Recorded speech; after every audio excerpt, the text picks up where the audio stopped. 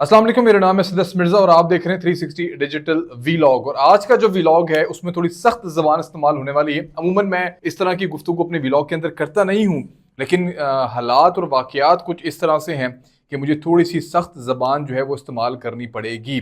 जी हाँ, आज सुबह एक कोयटा में एक वाक़या पेश आया रेलवे स्टेशन के अंदर, और तकरीबन 25 पाकिस्तानी, ये पाकिस्तानी थे, और पाकिस्तानी का, हर पाकिस्तानी का दूसरे पाकिस्तानी के लिए दिल धड़कता है। और हमें सिर्फ ऐसे ही नहीं कह देना चाहिए कि 25 अफराद उसके अंदर शहीद हो गए। अगर मेरा कोई अपना होता उस धमाके के अंदर, मेरा भाई होता, मेरी बहन होती, मेरी बीवी होती, मेरे बच्चे होते, तो क्या मेरे यही जज्बात होते? ये बात आसान नहीं है। ये दहशतगर्द जिन्होंने दावा किया था कि हम आजादी हासिल करेंगे, ये डिस्ट्रक्शन की तरफ जा रहे हैं। इनका एक ही एजेंडा था। आज एक तलत अजीज जो बीएलए का जंगजू था, ये बलोच, हमारे वही बलोच है ना जिसके बारे में मार रंग, समी दीन और ये हामिद मीर जैसे टाउट, असद तूर जैसे टाउट, ये इनके हक में खड़े होते थे कि ये दहशतगर्द नहीं है, इनको जबरदस्ती अगवा कर लिया है, रियासत इन पर जुल्म किया। क्यों किसी रियासत जो है वो अपने लोगों पर जुल्म करेगी? कुछ सेंस है इस बात की? मैं पाकिस्तानी हूं, मेरे पे जुल्म क्यों नहीं करती? बहुत सारे ऐसे लोग हैं, मेरे इर्द गिर्द लोग हैं, उन पे जुल्म क्यों नहीं करती रियासत? जब ऐसे लोगों का एजेंडा होता है, जब ये लोग किसी खास एजेंडे के ऊपर वेले किस्म के लोग इंडियंस की फंडिंग से, इजराइल की फंडिंग से एक अलग किस्म का जो ना नजरिया बना के, चंद एक आध वाकयात को बुनियाद बनाकर एक मुल्क के खिलाफ खड़े होके, आज तलत ने एक बात की, उसने कहा कि पंजाबियों के खिलाफ खास तौर पर नफरत पैदा की। ये जो एक बलोच यकजहती, एक पूरा एक एहतजाज बनाया गया, आपको याद होगा कि बड़ा एक जबरदस्त किस्म का कोई नैरेटिव बन रहा था, लोग कह रहे थे कि देखिए शायद कुछ तब्दीली आने वाली है। उसने इस पर भांडा फोड़ दिया। उसने कहा यह सिर्फ और सिर्फ पाकिस्तान के अंदर नफरत फैलाने के लिए जहनसाजी की जाती थी। और मैं महारंग को और हामिद मीर को, असद तूर को, इस तरह के टाउट को जो अपने आप को चैंपियन समझते हैं, कॉमरेड समझते हैं, नाम नेहाद, इनसे सिर्फ एक सवाल है, छोटा सा सवाल, ये अंडरटेकिंग दें कि जितने भी इस वक्त लापता अफराद हैं उनमें से अगर कोई एक भी बीएलए के किसी कैंप में ना मारा गया या खुदकुश धमाके में ना मारा गया तो मुझे उम्र कैद दे दें। जितने भी ये लापता अफराद को लेके ये हामिदी प्रोग्राम करता है ना, ये मारंग बलोच जो इस वक्त बलोच एक एहतजाज उसने स्टार्ट किया हुआ है, मुझे सिर्फ एक अंडरटेकिंग दे दें। क़यामत तक टाइम है इन लोगों को, जब तक इनकी जिंदगी, अपनी जिंदगी में एक अंडरटेकिंग लिख के दे दें कि जितने भी लापता अफराद इस वक्त पाकिस्तान के अंदर है, उसमें अगर एक भी को टेररिस्ट के कैंपों में मारा गया तो इनको उम्र कैद की सजा सुना दी जाए। ये नहीं कर सकते, क्योंकि ये खुद भी जानते हैं कि जितने भी लापता अफराद हैं उसके अंदर, टेररिस्ट कैंपों के अंदर मौजूद हैं। ये लोग इस वक्त जंग लड़ रहे हैं, ये लोग इस वक्त दहशतगर्दी कर रहे हैं। आज जो खुदकुश धमाका हुआ है रेलवे स्टेशन में, क्या ये उन लोगों में से लोग शामिल नहीं है क्या? आप देखिएगा कि भी आने वाले वक्त में जो रिपोर्ट्स आएंगी, कोई ना कोई एक इनका जंगजू जो है उसके अंदर शामिल होगा। तो कहने की बात सिर्फ इतनी है कि ये इन लोगों का एजेंडा है कि पाकिस्तान के अंदर जो सूबे हैं उनको लड़वाया जाए आपस में।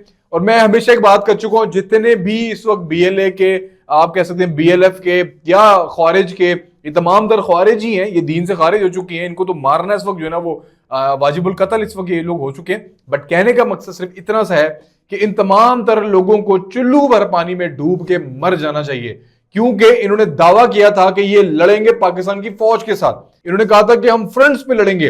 अपने आप को इतना बड़ा महान पेश करके ये लोग जो है अपने अपने अपने कद को ऊंचा करने की कोशिश करते थे कि हम पाकिस्तान की स्टेट की आर्मी के साथ लड़ रहे हैं। आपने वीडियोस देखी होंगी ना कि हमारी तो जंग स्टेट की आर्मी के साथ है, जो एक न्यूक्लियर पावर, किधर गई तुम्हारे वो भड़के? तुम न्यूक्लियर आर्मी के साथ लड़ रहे थे ना। अब ये तुम जाते मजदूरों को कत्ल करते हो, मजदूरों को कभी शहीद करते हो, कभी किसी मासूम लोगों को शहीद करते हो, कभी तुम रेलवे स्टेशन में निहत्ते लोगों को जो है वो शहीद करते हो। ये कहाँ की बहादुरी है? मैंने एक बड़ी जुमला कहा था और मैंने कहा था कि ये जब ये दोजख में भी जाएंगे ना तो दोजख वाले भी इनके ऊपर लानतें कर रहे होंगे। हमने सोचा था तुम तो पाकिस्तान आर्मी से लड़कर यहाँ पर जहन्नुम हासिल हुए होगे, तुम तो निहत्ते लोगों के ऊपर जो है वो खुदकुश हमले करके तुम दोजख के अंदर आए हो। दोजख में जो ऑलरेडी लोग होंगे वो भी इनके ऊपर लानते करेंगे। और ये मैं मजाक नहीं कर रहा हूँ, ये तफन्नुन की तरह बात नहीं कर रहा हूँ मैं। दोजख में भी दर्जे हैं ना, निचला दर्जा है, कोई ऊपरला दर्जा है, कोई ऊपर दर्जा है, तो ये निचले बदतरीन दर्जे में होंगे ये लोग। निहत्ते लोगों को मारना, कोई इंडिपेंडेंस की लड़ाई नहीं है, कोई फ्रीडम की लड़ाई नहीं है, ये सिर्फ बेवकूफ बनाया जा रहा है, दहशतगर्दी की जा रही है, गैर मुल्की एजेंडों के ऊपर काम करके एक पुरअमन मुल्क को तबाह करने की कोशिश की जा रही है और नाकाम होंगे। इससे बड़ी नाकामी और क्या होगी? मुझे सिर्फ इतनी सी बात बता दें कि निहत्ते लोगों के ऊपर अब शुरू हो चुके हैं। एक टाइम था ये पहाड़ों पे लड़ाई करते थे, उस वक्त लड़ते थे, उस वक्त भी ये जहन्नुम हासिल होते थे, उस वक्त भी इनकी कोई औकात नहीं थी। और आज तो इनकी औकात जो है ना वो दहशत गर्दों में और जो फ्रीडम फाइटर्स कि जो नाम निहाद बनने की कोशिश करते हैं उनकी नजरों से भी ये गिर चुके हैं। तो सिर्फ सवाल इतना सा है कि ये जितने भी लोग हैं या अभी कुछ ऐसे लोग हैं जो सुन रहे हैं, जो शायद ये व्लॉग सुन रहे हैं, उनको बड़े प्यार से ये कहा जा रहा है हथियार फेंको, सिस्टम में शामिल हो, एक पाकिस्तान की तरक्की के बारे में काम करो। अगर तुम लोगों को अल्लाह ताला ने हिदायत दे दी तो तुम्हारे पास ये राइट मौका है, नहीं तो जलीलो ख्वार होगे दुनिया के अंदर भी और आखिरत में भी। तुम्हारा जो है ना मकसद यही होगा। अब ये जितने भी लोग हैं ये वापस नहीं आएंगे, लेकिन इनकी कुर्बानियां डेफिनेटली, हमें हमेशा एक बात करता हूं कि पाकिस्तान के अंदर दहशतगर्दी की लहर है वो बहुत कम हो चुकी है और वो बॉर्डर्स एरियाज तक महदूद होकर रह गई है। पहले ये लहर पूरे पाकिस्तान में होती थी, लेकिन अब डेफिनेटली ये पूरे बॉर्डर्स एरियाज में है। पेशावर है, पाराचनार है, आपके जो तोरखम है या कोयटा है, आपकी जो बलूचिस्तान के एरियाज हैं, यहाँ पर अब ये महदूद होकर रह गई है। और salute to our Pakistan army, जिन्होंने, जाहिर सी बात है चेक पोस्ट के ऊपर अटैक्स होते हैं, चेक पोस्ट पे हमारे जवान शहीद होते हैं, और वो चेक पोस्ट पे जो हमारे जवान शहीद होते हैं वो कई हमारे पाकिस्तानियों की जो है वो जानें बचाते हैं, तो जाके वहां पे शहादतें देते हैं। तो इसी तरह कोयटा में एक वाकया पेश आया।